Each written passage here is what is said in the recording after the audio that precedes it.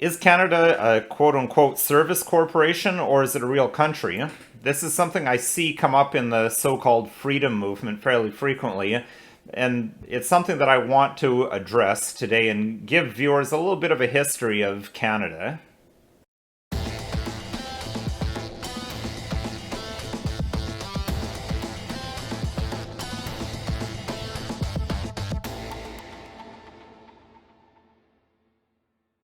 Hello, my name's Nicholas Wansbutter. I'm a lawyer in Stratford, Ontario, Canada, and welcome to Don't Talk TV.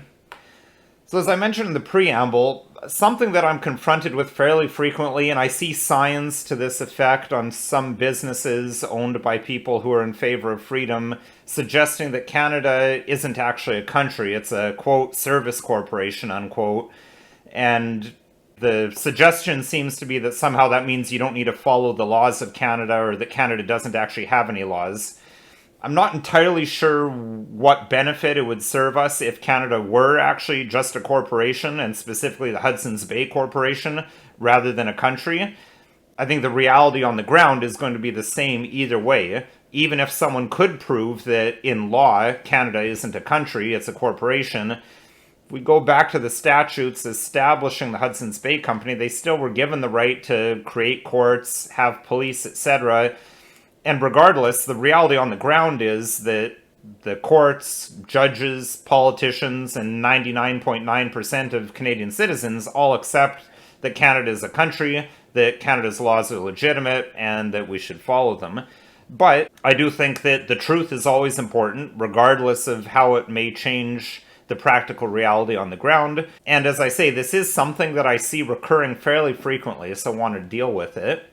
Now, the whole Canada as a corporation was something that I had a really hard time putting my finger on. Of what exactly is the argument and the basis upon which people hold this belief? Most people I talk to can't explain that to me. However, a viewer of Don't Talk TV did recently share with me an article written by an individual who identifies himself as Cal Washington, who appears to live in British Columbia. And he's produced this document called The Shadow Magic Show: Canada is a Corporation. So I want to go through the main arguments raised by Mr. Washington and show viewers how they don't actually mean what I think he thinks they mean. Certainly, Canada is not a corporation. It's a real country, as we'll see as we go through the acts. Now, the first thing that Mr. Washington relies upon is the Royal Charter for Incorporating the Hudson's Bay Company of May 2nd, 1670. Now, this is obviously a typed reproduction of this, not the original, but I'm satisfied that this is an accurate portrayal of what that act says. And what Mr. Washington relies upon is the wording that I've highlighted here, where Charles II, the King of England and all the British Empire at that time, said that he do make, ordain, constitute, establish, confirm, and declare by these presents and by the same name of Governor and Company of Adventurers of England trading into Hudson's Bay, they shall have perpetual succession. And then it goes on to explain that that perpetual succession includes all the powers that I described of having courts, having police, etc. So the argument seems to be that since Charles II said that the Hudson's Bay Charter would be perpetual, no laws that followed it have any validity. However, if one looks in especially medieval statutes and many older statutes, this phraseology of perpetual was used very frequently, and it didn't mean permanent and could never be changed. I think it means perpetual until there's a further law made. I mean, certainly there's many laws that were passed in perpetuity centuries, even millennia ago, that are not good law today, and this is one example. So how the Hudson's Bay Company stopped being in control of what was called Rupert's Land at the time was that subsequent to the British North America Act in 1867, the Rupert's Land Act of 1868 was passed, and I just have it up here from the Government of Canada Department of Justice Laws website. Basically, just to distill this act down, is that on agreement, the Hudson's Bay Company gave up its rights over Rupert's Land and really returned Rupert's Land back to the command of the Queen, and it was incorporated into British North America, which eventually became Canada. The mere fact that Charles II used the words in perpetuity doesn't make this an illegitimate act. Any contract can be broken on consent of both parties, and historically that's what happened here. The British Crown paid the Hudson's Bay Company a sum of £12 million in return for them giving back Rupert's Land and allowing it to be incorporated into British North America and eventually Canada. Now, the next argument that Mr. Washington makes is that the British North America Act itself is invalidated by a subsequent law titled the Statute Revision Act of 1893. So I'm just bringing up that law on my screen here, the Statute Law Revision Act 1893. Now, certain things are repealed, and there's a schedule here saying what is repealed. Now, yes, the British North America Act of 1867 is listed, but it's only in part, namely certain sections here, and it's not even the whole sections. In some cases, it's whole sections, such as all of Section 25 and all of Section 2 are deleted, but other sections, just certain words are deleted. And if we go to the Canada Law's website, the Constitution Act 1867, it's quite helpful because it actually allows us to see what was changed, right? So, for example, in the preamble, the current wording after the Statute Law Revision Act, the last sentence of the preamble just says, "And whereas it is expedient that provision be made for the eventual admission into the Union of other parts of British North America," then it has a footnote that we can go down to here where it shows you what the wording was before the Statute Law Revision Act, and actually confirms here that this clause was repealed by the Statute Revision Act, and that's what was taken out here.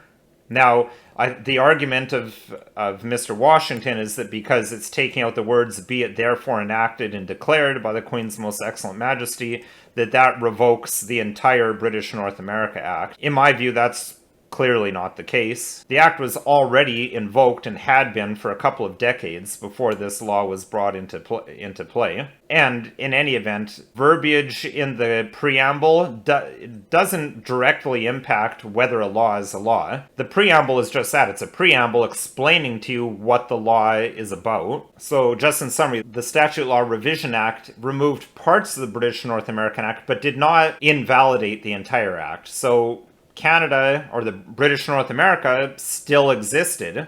And then we have the repatriation of the Constitution and the Constitution Act of 1982. Now, I've seen a number of people claim that the Charter of Rights and Freedoms doesn't actually exist, and our Constitution doesn't actually exist. And that's another one I've had a hard time figuring out on what basis people believed that.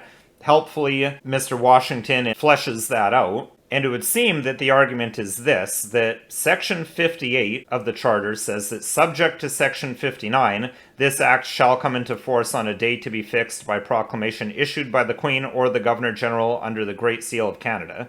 Now, that date was fixed. You can click on footnote 109 here, and it'll take you down to the date. And I mean, you can find videos and photos online of the Queen signing this and it being proclaimed. So, in my view, it's beyond debate that this has actually been proclaimed. But it's this subject to Section 59 that seems to be used to suggest that the Charter was never enacted. So what does Section 59 say?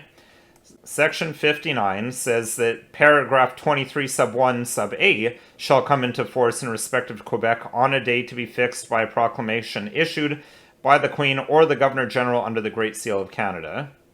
And under subsection 2, a proclamation under subsection 1 shall be issued only where authorized by the Legislative Assembly or Government of Quebec. Now, so that's where the sticking point is, that the Government of Quebec has never authorized a proclamation of Section 23 sub A. But all that Section 59 says is that 23A doesn't come into effect. It doesn't mean that the entire Charter doesn't come into effect. And let's just look at what is Section 23A.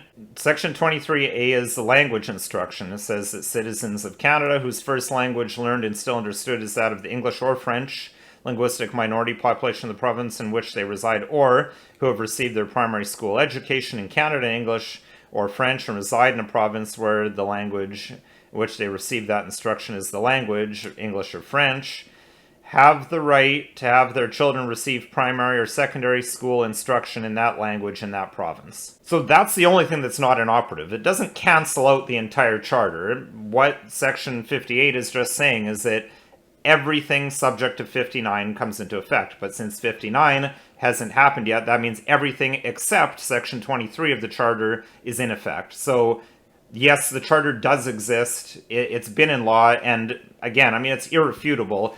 If you go to court, and I've been doing it for 17 years, that the charter, even if I'm wrong in law, in practice, the charter absolutely is in effect. Now, there's another argument that Mr. Washington uses is the text of a speech made by a former lieutenant governor of British Columbia. Now, he doesn't give any citation of this, so I don't know where or when this speech was given, and it's impossible for me to validate this, but assuming that this is an accurate representation of what she said, and appreciating that we don't have the context here, here's the passages that he relies on as a smoking gun that Canada isn't a country and there's no head of state. So the Lieutenant Governor is saying that, as head of state, I have the same mandate as Her Majesty Queen Elizabeth, the Queen of Canada. That is to say, apart from a single reserved power to sustain democratic governance, none.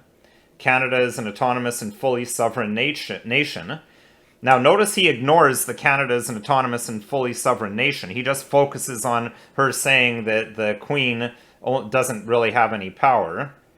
And then it goes on to say, thus Her Majesty is our head of state, while the Governor General is the de facto head of state, and neither is in command of the provincial or territorial jurisdiction. And there's a final quote here about a head of state, however, is the CEO of the province and is required to sign all state documents in the name of the people who render them into law. Again, I don't have the full context, but it looks like what she's commenting on is actually the de facto situation versus the de jure situation. Mr. Washington takes this as an expression of what the de jure or the legal situation is versus the reality on the ground.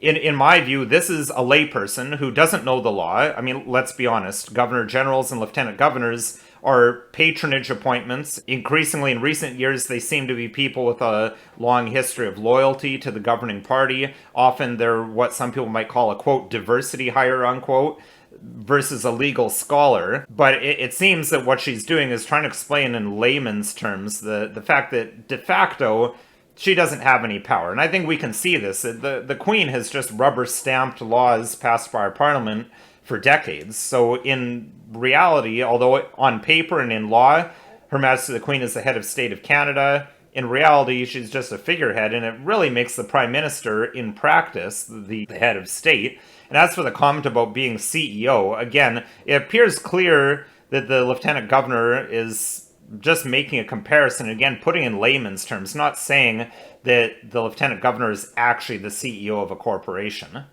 And I'm not even sure, under Mr. Washington's logic or analysis, what British Columbia even has to do with Rupert's Land or the Hudson's Bay Company, since British Columbia was never part of Rupert's Land. There are other arguments made by Mr. Washington throughout the document. I'm not going to go through all of them. I think I've covered the most important and salient points to show that Canada is a real country and the Charter does in fact exist. So this video isn't legal advice. If you need legal advice, you can call another lawyer or myself. My phone number and website are listed below. If there's any show topics you'd like to see me cover, please send an email to the email address listed below or leave a comment in the comment section. And if you found this video at all interesting, helpful, or informative, please consider liking, sharing, subscribing, and following us on social media.